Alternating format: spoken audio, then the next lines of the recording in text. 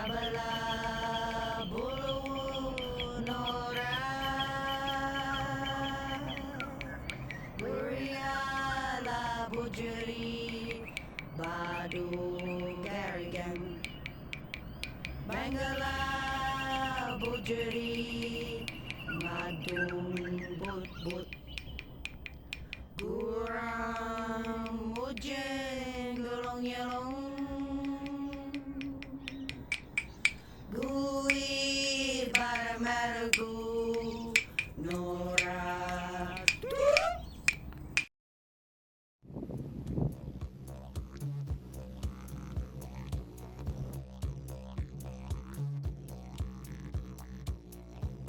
Surrounded by modern glass-fronted high-rise buildings, Parramatta Town Hall seems a little diminutive today. But as the Town Hall of Australia's second European settlement, when it was first built, it was the most imposing building around. With the main entrance facing west, and with its orthogonal axes aligned to cardinal points, the Town Hall's front facade is revealed at its best in the afternoon sun. Originally on Church Street, Parramatta Town Hall now forms the heart of Parramatta Square and the centre of civic life for the city. When Arthur Phillipps arrived with the First Fleet in 1788, it quickly became apparent that the new colony was going to need to establish productive farming in order to sustain itself. Australia's first colonial farm, Government Farm, was established in Parramatta in 1789, and by 1791 the area had become a thriving social hub.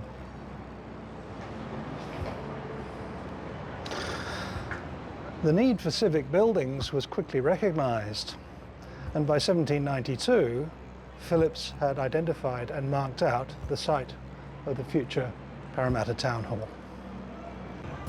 However, it wasn't for another 90 years, in 1882, that the foundation stone of the present building was laid. Designed by architects the Mansfield brothers in the Victorian Free Classical style, the building sits on the site of a previous agricultural market, itself a site used by the indigenous Burramatagal people as a meeting and feasting place, and had been used for thousands of years before. Having decided on a site, Parramatta's civic buildings were developed in two stages. The council chambers were built first, forming the front facade of the present building. Consisting of two stories, the ground floor housed the council clerk's office, later used as Parramatta's first public library, a strong room, and the office of the Inspector of Public Nuisances, whose responsibilities included maintaining public health and the city's sanitation system. Upstairs included the council chamber itself and the mayor's office. The Town Hall was added to the east of the council chambers and was opened on the 29th of August 1883, fittingly with a performance of Haydn's oratorio The Creation performed by the Parramatta Glee Club. The hall was expanded, first to the north in 1925 with the addition of Jubilee Hall, and then with additional office space to the south in 1932.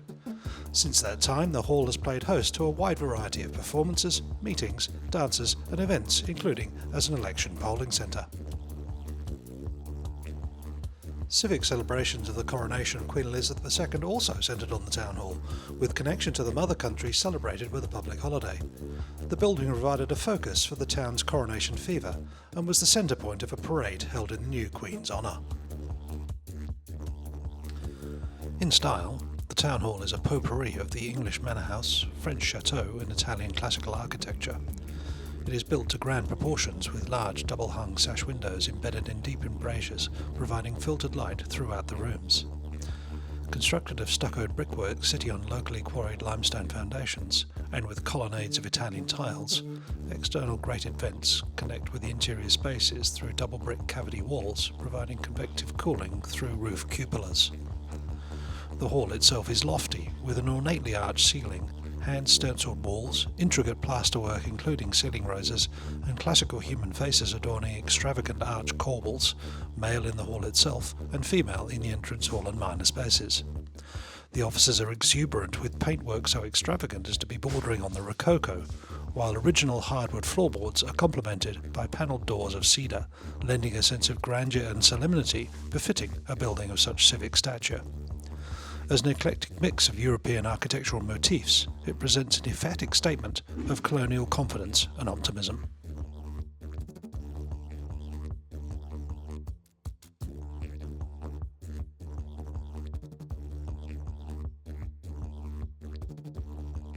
In addition to its role with Parramatta City Council, the Town Hall continues as a social centre for the people of Parramatta.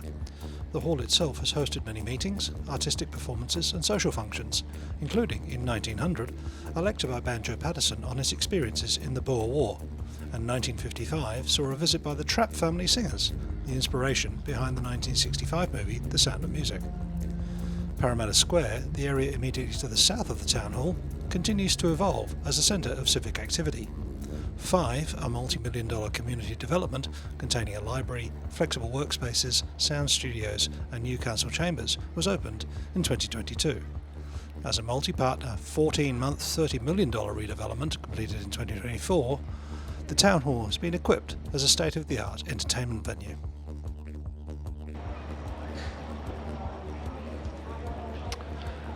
So what does this all mean? Well, it's a bit complicated really. As a piece of colonial, Victorian free classical architecture, it's quite magnificent. And it certainly holds a commanding presence in the Parramatta of today.